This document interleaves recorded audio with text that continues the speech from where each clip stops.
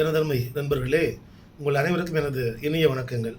இப்போ பேச போகிற விஷயம் பார்த்தீங்கன்னா, இந்திய பார் கவுன்சில்.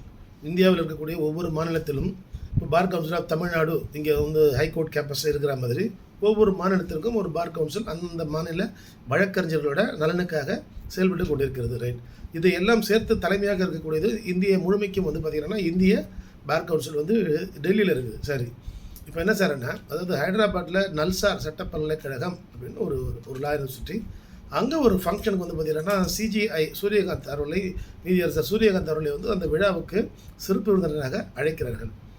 அப்போ ஒரு சாரார் மாணவர்கள் என்ன சொல்கிறாங்கன்னா, இல்லைங்க, அவர் வந்து ஏற்கனவே வந்து ஒரு மாணவர்களை வந்து காக்ரோச்செல்லாம் பேசியிருக்காரு, ஏன்னா அதனால் ஒரு பிரிவினர் வந்து எங்களுக்கு வந்து அவரை கூப்பிடுறதுல உடன்பாடு இல்லை, வேறு யாராவது சீஃப் கெஸ்ட் நீங்கள் மாற்றுங்க அப்படின்னு அவர்கள் கடிதம் அளிக்கிறார்கள். அந்த கடிதத்தை பேஸ் பண்ணிட்டு என்ன பண்ணாங்க, இது இந்திய பார் கவுன்சிலுக்கு வந்த உடனே அந்த லிஸ்ட்டில் இருக்கக்கூடிய அத்தனை வழக்கறிஞர்கள் மாணவர்களும் வழக்கறிஞர்களாக இந்தியாவில் இருக்கக்கூடிய எந்த பார் கவுன்சிலும் பதிவு செய்யக்கூடாது அப்படின்னு ஒரு சர்க்குலரை அவசரப்பட்டு இஷ்யூ பண்ணிட்டாங்க.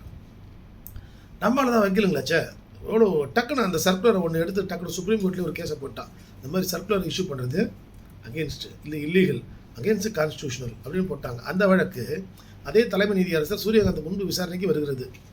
அப்போது அவர் சொன்ன ஒரே விஷயம் என்னன்னா, நானும் மாணவர்கள் இருக்கும்போது எவ்வளவோ போராட்டங்களை முன்னெடுத்திருக்கிறேன்.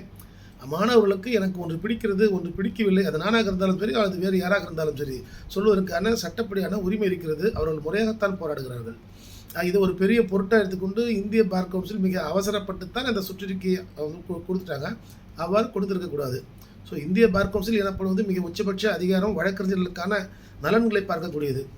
அவசரப்பட்டு அவர்கள் இதை போன்று சிந்திக்காமல் ஒரு நீதிபதியை அவமதிப்பது போல் வந்து நீங்கள் வரக்கூடாது அப்படின்னு சொன்னால், அதில் அவமதிப்பெல்லாம் எதுவுமே கிடையாது. வரக்கூடாது என்று கேட்பதற்கான உரிமை அவர்களுக்கு உண்டு. ஆகவே இந்த பார் கவுன்சில் அப்படின்னு பொறுத்த வரைக்கும் அவசரப்படாமல் வழக்கறிஞர்கள் மற்றும் சட்ட மாணவர்களுடைய நலனை மட்டுமே முதலாக, அதாவது மேன்மையாக என்ன சொல்லுவாங்கன்னா, பிரதானமாக அவர்களுடைய நலனை மட்டும் பிரதானமாக கருத்தில் கொண்டே எந்த நடவடிக்கையும் எடுக்க வேண்டும்.